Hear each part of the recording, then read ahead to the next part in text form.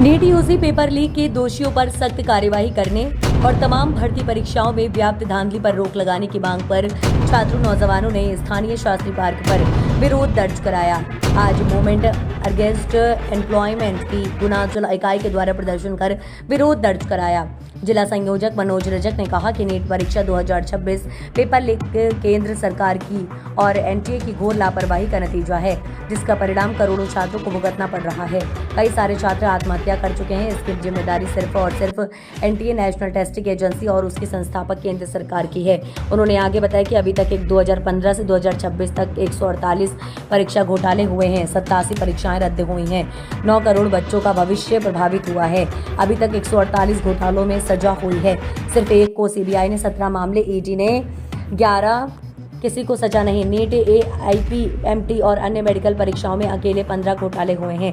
ऐसे ही मध्य प्रदेश में भी एसएससी हो, पटवारी परीक्षा हो आदि में भी हमने कई घोटाले देखे, लेकिन कार्रवाई के नाम पर सिर्फ शून्य ही हुआ है। हमें ये देखकर गहरी चिंता हो रही है कि मेडिकल पाठ्यक्रमों में प्रवेश के लिए राष्ट्रव्यापी संयुक्त प्रवेश परीक्षा नीट यूजी का प्रश्न पत्र इस वर्ष बड़े पैमाने पर लीक हो गया है, जो सीधे केंद्र के अधीन कार्य करती है और न ही कोचिंग उद्योग के साथ मिलीभगत के बिना जब नीट की शुरुआत की गई थी। दरअसल तब ये आश्वासन दिया गया था कि प्रवेश परीक्षा की ये नई प्रणाली भ्रष्टाचार और पक्षपात की मुक्ति होगी, जो अब असत्य सिद्ध हो गया है। इस प्रश्न पत्र लीक के माध्यम से लाखों मेधावी छात्रों को प्रभावी रूप से घोर अनिश्चितता में धकेल दिया गया है। कई छात्रों और अभिभावक पहले से ही गंभीर मानसिक तनाव से जूझ रहे हैं और कई अवसाद डिप्रेशन का शिकार हो रहे हैं। संगठन का कहना है कि यदि जल्द ही नीट पेपर लीक के दोषियों पर सख्त कार्रवाई नहीं होती है और भविष्य में किसी भी परीक्षा में इस तरह की धांधली होती है तो छात्र नौजवान आंदोलन करने पर बाध्य होंगे। आज ज्ञापन में छात्र, नौजवान और अभिभावक शामिल हुए।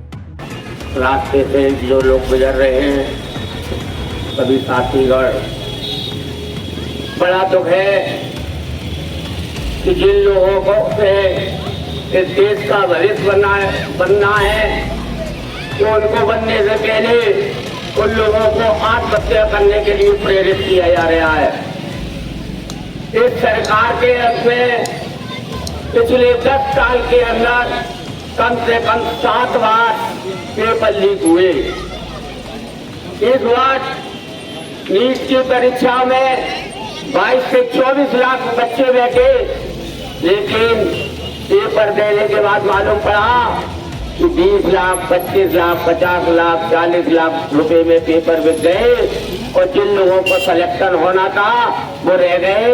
और जो लोग बड़े घरों से आते थे, जिनके नंबर इंटर में केमिस्ट्री में 10 हैं, जूलॉजी में 8 हैं, वो डॉक्टर में सिलेक्शन हो गए।